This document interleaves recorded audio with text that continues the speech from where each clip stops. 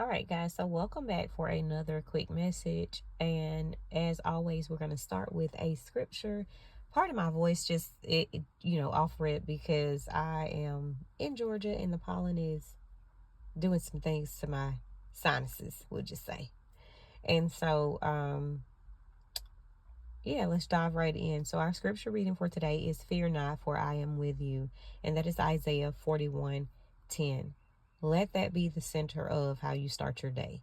Do not go into your day being fearful. Do not go into your day with doubt. Do not go into your day with the thought process of allowing things to creep in that do not belong there. And so, fear not, for I am with you. That is what your Father in heaven says, according to Isaiah 41, verse 10. Okay. And so, our message today is actually focusing on fasting and prayer. Particularly, I was led to this message by way of preparation for fasting.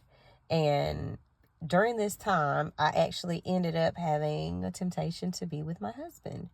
And I'm just being honest. And so, in me trying to justify or confirm that it was okay for me to do so, I was led to the scripture that I was reminded of and recalled, referencing, to withstand when you come to an agreement during the time of, for, whatever agreed upon time frame for the sake of prayer and fasting. And so, when I searched the scripture to actually read it and confirm that I am not out of alignment, I actually was led to 1 Corinthians 7:4-5, which are the verses that I was referring to. And the reason that I'm led to record this message is because the enemy is real slick, y'all. Now, while that is the actual verse in the previous versions of the Bible and the older versions, the AMP has removed fasting altogether. It does not even incorporate fasting. It says something like, remove, you guys come to an agreement as husbands and wives because you do not have, dominion over your own body, and except for in a time that's agreed upon for prayer. And it removes fasting altogether. You don't believe me? Go check it. And I want to say the ESV was the same. And so let this be a lesson to you guys that sometimes the very thing that you've been given to be your instruction has been altered, has been tampered with. So don't take my word for it. Go check the versions yourself. 1 Corinthians 7, verses 4-5, regarding fasting and prayer as it relates to marriage. I'm going to leave that with you.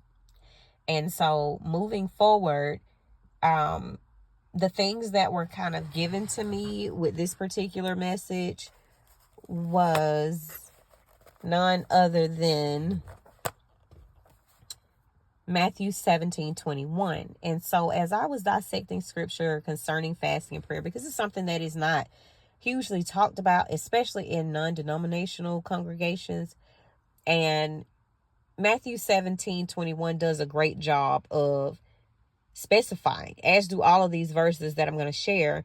But Matthew 17:21, it informs you that some things can only be done by the Almighty himself. Others cannot do it. I don't care if you are fasting or if you are praying. Sometimes we fast and pray for the wrong things.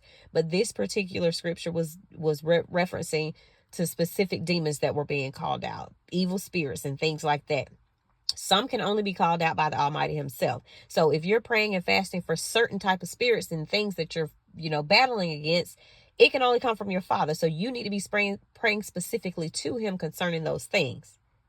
And then other times, according to Mark 9:29, it can only come out by fasting and prayer. So you praying to him is going to still require your fasting and, in addition to the actual prayer. And so this is why it's important for you to dissect things yourself, because the things that you may be being taught may be off. What you have in front of you may be off. This is why you have to go do your search. This is why you have to study and show yourself approved. And then Psalm 69:10 is going to tell you that this is how the reproach comes, with chastening. And so and purifying yourself and being able to just refine yourself. This is how the reproach comes. This is how the reproach comes. And then Matthew 17:20. Sometimes we don't have the level of faith in which we're seeking our Father in heaven's hand to move in. And so Matthew 17:20 is the verse that refers to the, you having the faith of the size of a mustard seed. And the fact that if you have little faith and the confidence and trust is lacking in the power of the Almighty, whom you're praying to move on your behalf, this is why you're not seeing things come to pass. Because if you had the faith the size of a mustard seed, and for those of you that want to know how big a mustard seed is, it is smaller than a period on the page. It's not that big, guys. But it is something so minute, but so many people don't have. That's the significance of him saying it. That's the significance of him incorporating it into the scripture. Is because it's something so small, yet so many people don't have it. And so if you had the faith that was the size of a mustard seed, you could say to a mountain, move from here to there.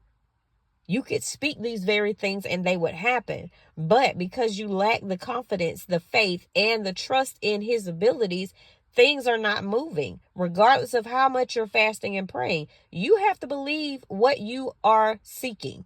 Your faith is going to determine the level of success that you receive in whatever you're praying for, in whatever you're expecting, and whatever it is that you're seeking and searching. And so this is imperative, guys. Just like with Esther, she believed. And so 3 days, she had her and her court to fast for 3 days. 3 days. And look at the benefit of her belief. Look at the benefit of her prayer tactics. Look at the benefit of her level of faith, which produced an abundant success. Because she did not lack faith. She did not lack confidence. And she trusted and believed that which she was expecting to happen. Her life depended on it. And so the last verse is Luke 2:36.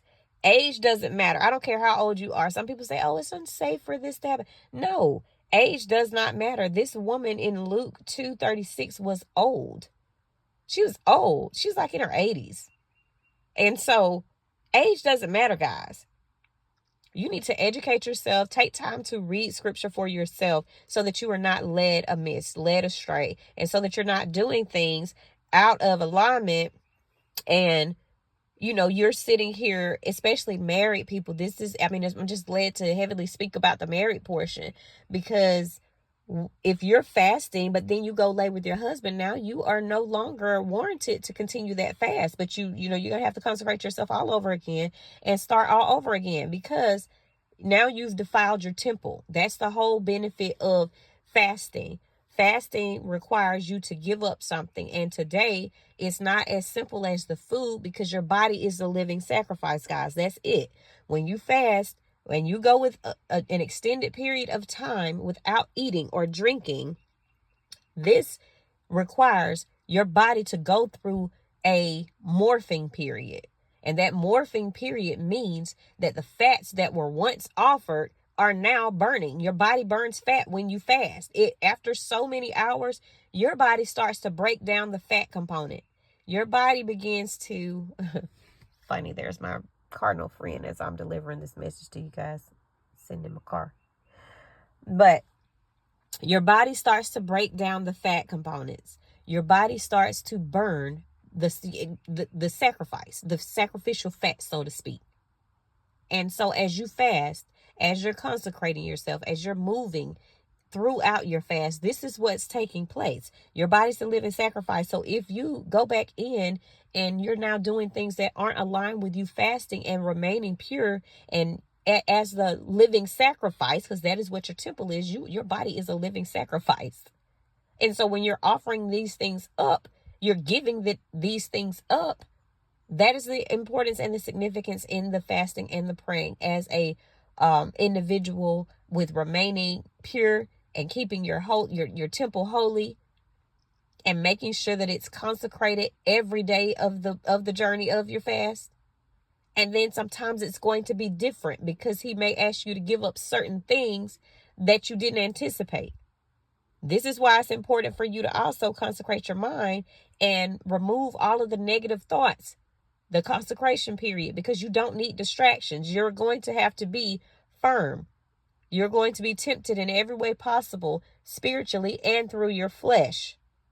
One can only win, guys. They can't coexist. You're either going to please the flesh or you're going to please the spirit. Whichever you're called to do and whichever you're in agreement with is what you're going to be going with. And so you taking the time to ensure that before you take this opportunity to fast, continue to pray and receive the wisdom and the instructions that are specific to this subject matter, because it's not something that's heavily talked about these days. It's not something that's heavily done. It is not all about money. It's not all about time. It's not all about food. It's about so many other different things and components that go against causing your fasting to not be accurate or acceptable. We'll just say acceptable, because he instructs you on how to do it. So once again, if you're married, I encourage you to go and examine the text of 1 Corinthians 7 verses 4 through 5 in the King James Version or an older version, because the AMP and newer versions have removed the fasting portion. Then continue through with Matthew 17:21 for a reference point. Also follow it up with Mark 9 verse 29. Keep it moving to Psalm 69:10. Follow that up with Matthew 17:20, so that you are not lacking faith or operating out of a lack of confidence and trust in your Father's abilities to move the mountains. And then Luke 2:36, and then the entire book of Esther. It's not that long, guys. It's not that long, and it's very imperative that you read it, because it talks about so many different things and it shows you visibly as to what fasting can actually bring about. And so that is my message, guys. I thank you for watching this message to its entirety. I pray that whoever this is meant for, that it sheds light on the areas in which you've been seeking. And as always, I pray nothing but the best of success in all you guys do. If you're led to, please check the link in my bio to see if any of the services that I utilize my spiritual gifts to bring forth and operate in are of benefit to you. And if there's a subject matter that you desire to know more about, please reach out to me via the link in my bio as well. And if I know things about it, I would be more than happy to share. Otherwise, if you're led to donate on this particular platform or to the works that I do through the bio link, please scroll down to the bottom of the page and hit donate. And as always, guys, I look forward to our next message. Take care.